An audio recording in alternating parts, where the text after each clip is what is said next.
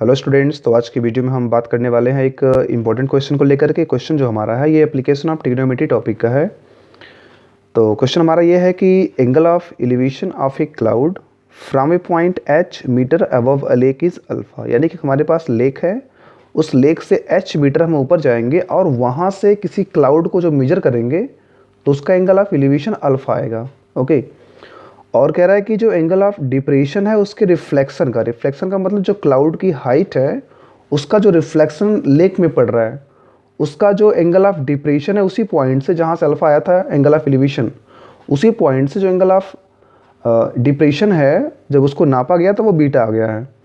तो कह रहा है कि प्रूफ करके बताइए कि जो हाइट ऑफ क्लाउड है वो H times of tan beta plus tan alpha divide by tan beta minus tan alpha के बराबर है। ओके।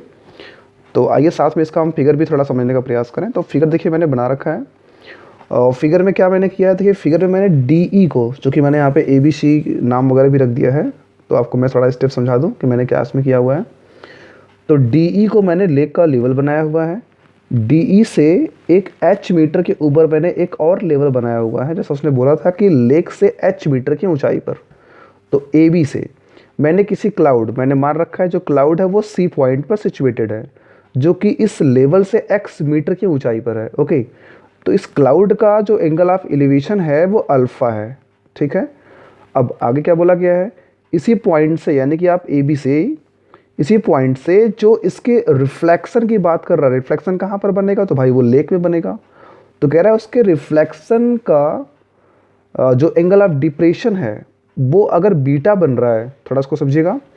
अगर आप यहीं से लेक में इसको देखेंगे तो समझिए बात, जैसा मैंने बोला कि डी अगर लेक का लेवल है और डी से एच मीटर आपका एक पॉइंट है जहाँ से एक्स मीटर की ऊंचाई पर आपका क्लाउड है।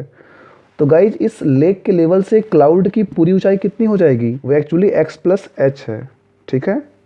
तो जो पूरा क्लाउड है उस लेक के लेवल से वो एक्स प्लस एच मीटर की ऊंचाई पर है। तो उसका रिफ्लेक्शन कितना बनेगा, भाई देखिए रिफ्लेक्शन का लॉ होता है कि जितना बड़ा कोई ऑब्जेक्ट है उतना ही बड़ा उसका रिफ्लेक्शन या उसका शैडो बनता है। हाँ, कुछ एंगल्स पर भी बातें डिपेंड करती हैं, लेकिन देखिए यहाँ पे एंगल दोनों सेम है, मतलब यहाँ पर भी 90 डिग्री, यहाँ पर भी 90 डिग्री है। तो अगर दोनों का एंगल सेम है तो इनके रिफ्लेक्शन और इनकी जो एक्चुअल हाइट है वो दोनों सेम हो जाएंगे। ठीक है। तो आपको फिजिक्स में नहीं पढ़ा रहा यहाँ पे, बस थोड़ा सा आप जानिए कि अगर कोई ऑब्जेक्ट जितना ऊंचा रहेगा उसका रिफ्लेक्शन किसी भी वाटर में या किसी भी लेक में या किसी भी नदी कहीं मान लीजिए वो उतना ही बड़ा बनता है। तो अगर ये ऑब्जेक्ट लेक के लेवल के ऊपर x प्लस एच मीटर पर है तो लेक के अंदर भी उसके जो रिफ्लेक्शन है वो भी x प्लस एच मीटर ही होगा। हाँ, अलग बात है कि ऐसा हमको लगता नहीं है। ठीक है ना। आप इस फिजिक्स में पढ़े होंगे कि जितना बड़ा ऑब्जेक्ट है उतना ही बड़ा होता है पानी में जाने के बाद भी, लेकिन फिर भी लगता है कि वो थोड़ा सा छोटा ही है। ठीक है। चलिए, तो मैंने यहाँ पे क्या बातें नोट कर रखी है थोड़ा आपको मैं दिखा देता हूँ। तो देखिए इन द फिगर मैंने क्या लिखा है, D is the lake level, आपने समझा इस चीज़ को। BC is the height of cloud, यानी ये BC जिसको मैंने x मान रखा है, चलिए इसको हम x लिख देते हैं, इसको हमने x लेट कर रखा हुआ है। और EF is the reflection of cloud, EF is the reflection of cloud जिसकी मैंने लंबाई x प्लस एच लिखा है, ये भी आप लिख लेते हैं कि हमारा x प्लस एच आ जाएगा।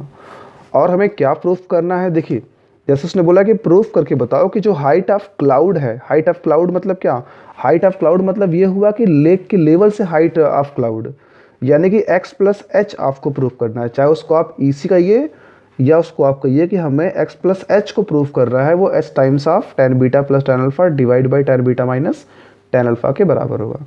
आई होप आपने क्वेश्चन तो समझ लिया है। ओके, देखिए क्वेश्चन को समझना बड़ा इसमें इंपॉर्टेंट है। क्वेश्चन नहीं समझेंगे तो आप काफ़ी हद तक इसके सोल्यूशन को समझ नहीं पाएंगे। पहले हम ट्राइंगल ABC ले लेते हैं। तो अगर मान लीजिए आप ट्राइंगल ABC में आ जाएँ, चूँकि यहाँ पे परपेंडिकुलर और बेस का ही मैटर है तो मैं यहाँ पर tan ही यूज़ करूँगा, ऑब्वियस है आप समझते होंगे। और जब भी आप tan अल्फ़ा लेंगे तो tan जो होता है वो परपेंडिकुलर और बेस का रेशियो होता है, मतलब BC डिवाइड बाय आप AB कहेंगे। और BC की लंबाई जैसा हमने x मान रखा है तो आप BC जगह पे x लिख देंगे, यानी कि हम पाएंगे ये कि जो tan अल्फ़ा है वो x डिवाइड बाई AB के बराबर है। ओके। और अगर यहाँ से आप AB की वैल्यू फाइंड करना चाहें तो गाइस आप पा जाएंगे जो AB की वैल्यू है वो हो जाएगी x divide by tan alpha. चलिए इसको हम इक्वेशन नंबर 1 कह लेते हैं। और अब हम आते हैं ट्राइंगल ABF में, यानी कि अभी हम ट्राइंगल में आते हैं जहाँ पे हमको एक और एंगल बीटा मिल रहा है। ओके। तो थोड़ा ध्यान दीजिएगा, इसमें हम काम करेंगे। अब हम आने वाले हैं ट्राइंगल ए बी एफ, और जब यहाँ पे हम tan का एंगल यूज़ करेंगे, चूँकि इसके पास एंगल ऑफ डिप्रेशन बीटा है तो हम tan बीटा ले लेंगे। वही बात, tan का फार्मूला परपेंडिकुलर डिवाइडेड बेस। ध्यान दीजिएगा, इस ट्राइंगल में जो परपेंडिकुलर है वो आपका B से लेकर के F तक की पूरी लंबाई है, और देखिए जो पूरी लंबाई है वो BE प्लस EF है। अगर BE की लंबाई h है और EF की लंबाई x प्लस h है, तो जो पूरी लंबाई होगी वो इन दोनों ही लंबाइयों का सम होगी, यानी आप यहाँ पे h plus x plus h कह पाएंगे। ये तो बात हो गई परपेंडिकुलर की। अब इसका बेस लेते हैं। इसका बेस कौन होगा? यही अपना पुराना AB ही होगा, जो मैंने AB यहाँ पर भी बना रखा है, तो यहाँ पे लिख लेते हैं। अब दो वैल्यू पुट कर लेते हैं। पहली बात तो क्रॉस मल्टीप्लाई कर लेते हैं, या फिर इसको आप ऐसा सिंप्लीफाई कर लीजिए कि AB equal x plus H, जो कि आपका x प्लस 2h हो जाएगा, और tan बीटा आप ला देंगे डिनोमिनेटर में तो हो जाएगा ये आपका tan बीटा। यानी कि आपने थोड़ा सा क्रॉस मल्टीप्लाई वाला काम किया है। AB आप यहाँ लेकर गए, tan बीटा आप यहाँ ला दिए, h में h मिलाया, बन गया 2h, x हमारा वही है, ठीक है। और अगर इसको इक्वेशन नंबर 2 कह के आप 1 और 2 आपस में कंपेयर करवा लीजिए, तो देखिए इसका भी LHS AB है, इक्वेशन नंबर 2 का भी LHS AB ही है। जब LHS सेम होते हैं तो गाइज उनके RHS भी सेम कह देते हैं। तो फ्रॉम 1 and 2 आप एक रिजल्ट पा जाएंगे, और रिजल्ट ये होगा आपका कि इसका जो राइट हैंड साइड है वो इसके राइट हैंड साइड के बराबर हो जाएगा, यानी कि x divide by tan alpha is equal to x plus 2h divide by tan beta. Okay, यहाँ तक क्लियर आपको है? थोड़ा सा हम क्रॉस मल्टीप्लाई करेंगे, एक बार हम समझ लेते हैं कि हमें एक्चुअली लाना क्या है। देखिए हमको x प्लस h की वैल्यू लानी है, ठीक है। तो चलिए हम लोग थोड़ा सा प्रयास करेंगे x प्लस h लाने का। थोड़ा सा क्रॉस मल्टीप्लाई करेंगे, अगर क्रॉस मल्टीप्लाई करेंगे तो हो जाएगा x tan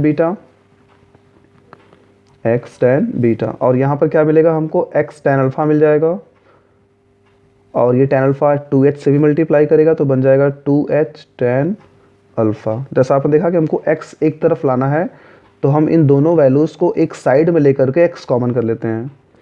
जब यहाँ इनको आप लेक साइड में लेंगे तो पहली बात देखिएगा ये पॉजिटिव है, आके यहाँ बन जाएगा नेगेटिव, और जब नेगेटिव वैल्यू में से आप x कॉमन लेंगे तो tan अल्फ़ा आपका नेगेटिव हो जाएगा, tan बीटा आपका जैसा है वैसा ही रहेगा, यानी कि x एज ए कॉमन मिलेगा हमको, और हम लिखेंगे उस कॉमन के अंदर tan beta minus tan alpha. Okay, ये वैल्यू किसके बराबर होगी? तो आपके पास RHS में अभी भी 2h tan अल्फ़ा पड़ा हुआ है, आप यहाँ पे लिख दीजिए। अगर गाइज आप x की वैल्यू फाइंड कर रहे हैं तो x आपका हो जाएगा बराबर, ये सारी वैल्यू जो कि इनटू रूप में है, प्रोडक्ट के रूप में है, अदर हैंड पे जाके डिवाइड कर देगी। तो x की वैल्यू हमको मिल जाएगी 2h tan alpha divide by tan beta minus tan alpha. जैसा आपको मैंने ऊपर दिखाया था कि हमको x की वैल्यू नहीं, हमको x प्लस h की वैल्यू लानी है। तो एक काम करिए, इसके पास h है नहीं तो इसमें हम h जोड़ेंगे। जोड़ने के लिए क्या करना पड़ेगा? आपको LHS और RHS दोनों साइड में जोड़ना पड़ेगा। क्यों जोड़ रहे हैं? क्योंकि हमको x प्लस h की वैल्यू लानी है, और हमारे पास सिर्फ यहाँ पे x एग्जिस्ट करता है, ठीक है ना। तो इसलिए हम यहाँ पे बोथ साइड h को ऐड करने वाले हैं। चलिए यहीं पे साइड में हम देख लेते हैं। अगर इसमें हम दोनों तरफ h ऐड करेंगे तो देखिए ये x है, ऐड करेंगे h हम तो बन जाएगा x प्लस h, और हमारे पास राइट साइड में क्या है? 2h tan अल्फ़ा इतना था, जो कि इसका एक डिनोमिनेटर भी था वो भी लिख लेते हैं, tan beta minus tan alpha. अब इसमें आप h ऐड कर रहे हैं तो यहाँ पर आपको प्लस में h लेना पड़ेगा। ओके, आप ऐसा नहीं करिएगा कि इसके डिनोमिनेटर में ये वैल्यू फिर से लिख लीजिएगा, क्योंकि देखिए सिर्फ हम h ऐड कर रहे हैं, हम h by tan beta minus tan alpha नहीं ऐड कर रहे हैं। ओके, चलिए ठीक है, LHS आपका एज इट इज़ रहेगा, तो there is no need to change it. हम आते हैं अदर हैंड में थोड़ा देखिए हमको LCM करना पड़ेगा। LCM करने के लिए आप h के डिनोमिनेटर को 1 एज्यूम करते ही हैं, तो आप यहाँ पे क्रॉस मल्टीप्लिकेशन मेथड से LCM कर लीजिए, तो आपका हो जाएगा ये 2h tan अल्फ़ा, ये प्लस लगाते हुए ये क्या मिलेगा हमको? तो h मल्टीप्लाई करेगा tan बीटा से माइनस h मल्टीप्लाई करेगा tan अल्फ़ा, ठीक है ना। देखिए काफ़ी लोग यहीं पर गलतियाँ करते हैं कि सिंप्लीफाई करने में आप गलतियाँ कर देंगे। तो h tan बीटा आ गया, अब h किससे मल्टीप्लाई करेगा? tan अल्फ़ा से करेगा। ये तो बात हो गई इनकी क्रॉस मल्टीप्लिकेशन की। अब आप आएंगे डिनोमिनेटर में, तो ये सारी वैल्यू अब इसके डिनोमिनेटर से मल्टीप्लाई करेगा, तो इनको मल्टीप्लाई करने पे इतना ही आएगा, मतलब ये whole divide by tan beta minus tan alpha हो जाएगा। ओके, लेफ्ट हैंड साइड जैसा हम प्रूफ कर चुके हैं, हमें यही लाना है, बस RHS को हम सिंप्लीफाई करके अपने फेवरेबल वैल्यू को लाना चाह रहे हैं, ठीक है। अब देखिए ये आपका है 2h tan अल्फ़ा, आपका अल्फ़ा यहाँ पर भी आ चुका है। तो अगर आप जो है कि यहाँ पे थोड़ा सा करेक्शन करूँगा मैं, इसमें h मल्टीप्लाई हुआ था तो h tan अल्फ़ा हो जाएगा। तो ये जो 2h tan अल्फ़ा है और ये है आपका माइनस h tan अल्फ़ा। अगर आप 2h में से 1h माइनस कर देंगे तो आपके पास बचेगा h tan अल्फ़ा। ओके, तो आप लिख लीजिए h tan अल्फ़ा, ये आपका प्लस का h tan बीटा, यही आपका पड़ा रहेगा। इसका डिनोमिनेटर वही जो आपने अभी लिखा हुआ है, tan beta minus tan alpha.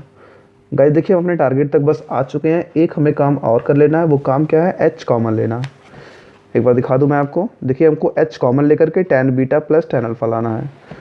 अगर देखिए यहाँ पे आप पहले टर्म और दूसरे टर्म दोनों टर्म को ध्यान दें तो देखिए दोनों के पास h है, तो आप यहाँ पे h कॉमन कर लीजिए। क्या आपको मिलेगा? tan alpha plus tan beta. तो लिख लेते हैं tan alpha plus tan beta.